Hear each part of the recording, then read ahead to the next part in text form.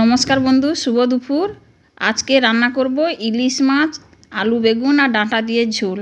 তার জন্য এই যে ডাঁটা কেটেছি, আলু বেগুন একসঙ্গে কেটে নিয়েছি। ইলিশ মাছের লবণ হলুদ দিয়ে সুন্দর করে মাখিয়ে নিয়েছি।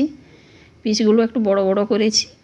এবার কড়াইতে অল্প তেল দেব, খুব অল্প তেল, সরষে তেল দিয়েই রান্না করব। এবার ওই তেলের উপর মাছগুলো দিয়ে দেবো একটা একটা করে। হালকা হালকা করে ভাজা হবে দু পিঠ।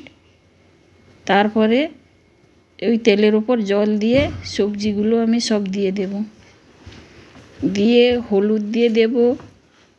হলুদের পরিমাণ খুবই কম থাকবে, বেশি হলুদ দিলে ভালো লাগবে না ঝোলে, যেহেতু ইলিশ মাছের ঝোল।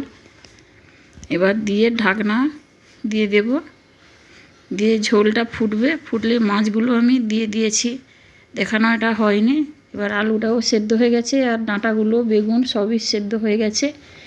এবার দুটো কাঁচা লঙ্কা আর একটু জিরে বেটে দিয়ে দিয়েছি। বাটা জিরাটাই ভালো লাগে ঝোলে। এবার আমি দেব লবণ, স্বাদ মতন লবণটা দেব। লবণটা সব শেষে দেওয়া হওয়াতে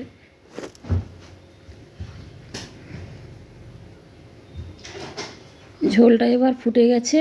এবার আমি গোলমরিচের গুঁড়ো উপর থেকে ছড়িয়ে দেব।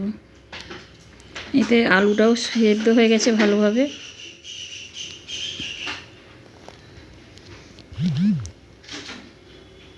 গোলমরিচের গুঁড়ো কিন্তু অল্পই দিতে হবে, না হলে ঝাল লাগলে কিন্তু ভালো লাগবে না।